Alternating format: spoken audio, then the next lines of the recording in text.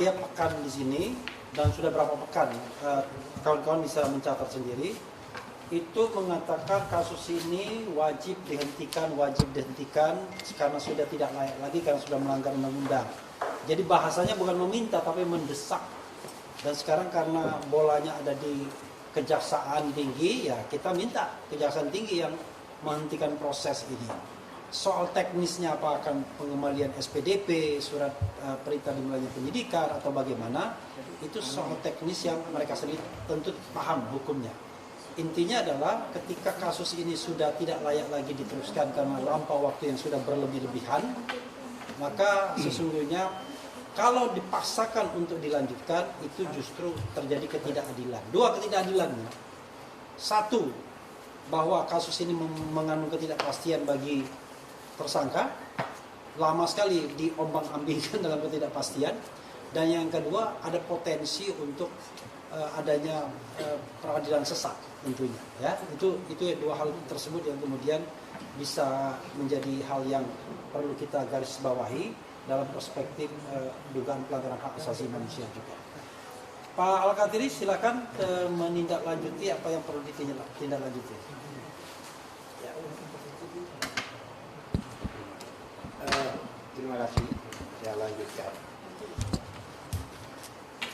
Satu hal lagi yang akhir-akhir ini kita sering bicarakan, baik di media maupun di masyarakat, khususnya adalah surat dari Kabar Reskrim, di Reskrimum Polda Metro Jaya kepada Kajati Daerah Khusus Jakarta, yaitu dengan judul pemberitahuan perubahan penerapan pasal.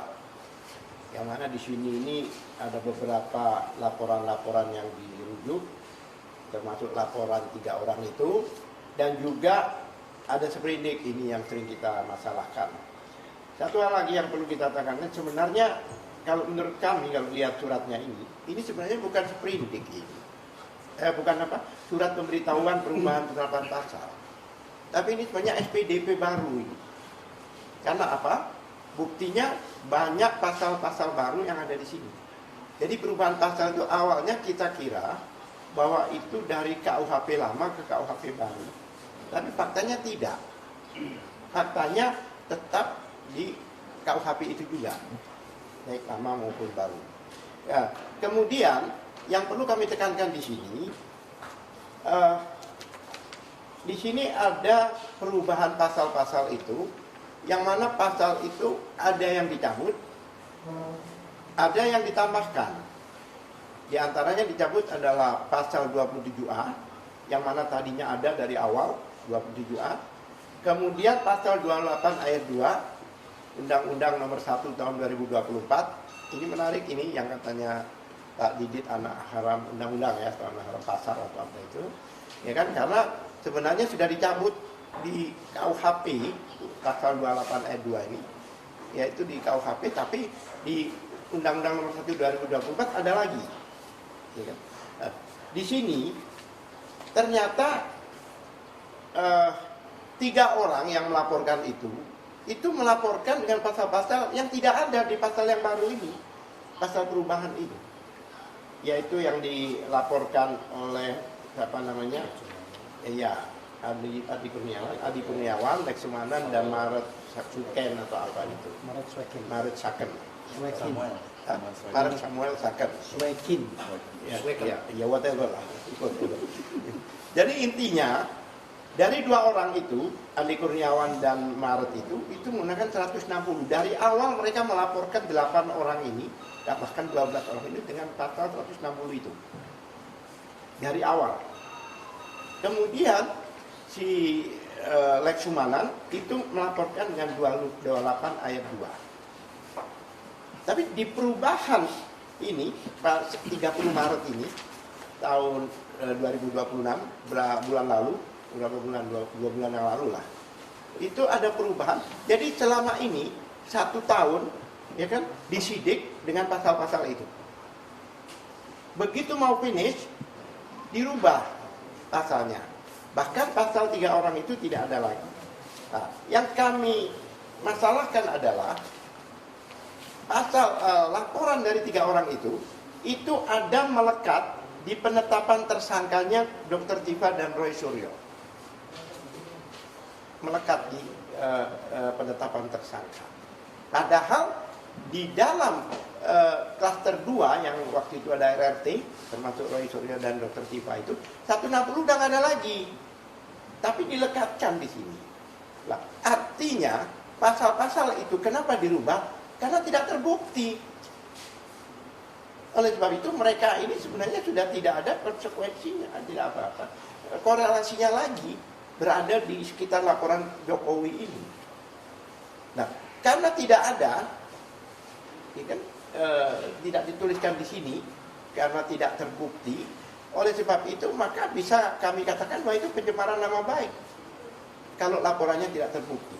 Oleh sebab itu dalam waktu dekat ini, bukan hanya Lex Sumanan dengan pasal yang lain, yang sekarang lagi diuji di CLS, ya kan, di sidang CLS, kami dalam waktu dekat ini juga akan melaporkan 3 orang itu dengan pencemaran nama baik. Karena apa? Laporannya sejak awal tidak terbukti. Nah, ini perubahan pasal ini baru tanggal 30 Maret. Nah, kemudian kenapa lamanya ini, kalau saya boleh menganalisa lamanya kenapa sampai 90 hari di mana, di kepolisian, belum dikembalikan di kejaksaan, konon kabarnya sampai saat ini, ya kan? Kenapa juga kejaksaan tidak P21 kan? Itu bukan masalah bukti, bukan masalah saksi dan sebagainya, karena kan tidak masuk akal. Saksi yang dikumpulkan 130 orang, bukti yang namanya bukti surat 709.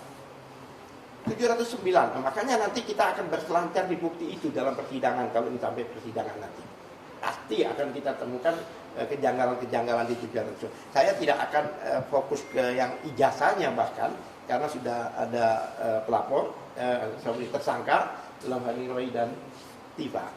Kami para PH nanti akan berselancar di 709 dan kami akan mempertanyakan satu-satu terhadap 130 saksi yang dihadirkan. Tidak tahu mau berapa tahun ini sidangnya. Itu. Kemudian kenapa kami katakan bukan karena bukti dan saksi? Karena pasal-pasal itu tidak bisa dikenakan. Seperti Pak Didit katakan tadi, pasal 310 yang di KUHP baru 433 itu ada satu ayat 3 menyatakan jika demi kepentingan umum maka tidak bisa dipidanakan. Kenapa saya katakan kepentingan umum? Karena yang dimasalahkan ini adalah ijazah milik pejabat publik. Milik publik itu bahasa Inggris yang bahasa Indonesia yang umum, kepentingan umum. Kemudian tidak ada kepentingan beliau ini. Coba, kepentingan beliau itu apa sih? Tidak ada. Kepentingan beliau itu hanya menganalisa jasa yang diduga palsu itu. Demi apa? Demi kepentingan bangsa dan rakyat Indonesia untuk mengetahui status sebenarnya ijazah dari mantan presidennya. Kalau kami kembali ke pasal 242 dan 243 yang baru ini, apalagi kalau saya tambahkan yang sudah dicabut itu kenapa kami katakan tidak dapat dikenakan? Karena kalau ada satu saja contoh yang saya akan bacakan di sini, ya kan? Ini kalau saya akan bacakan, contohnya 242 contohnya, yang baru ya, pasal yang diterapkan yang baru ini.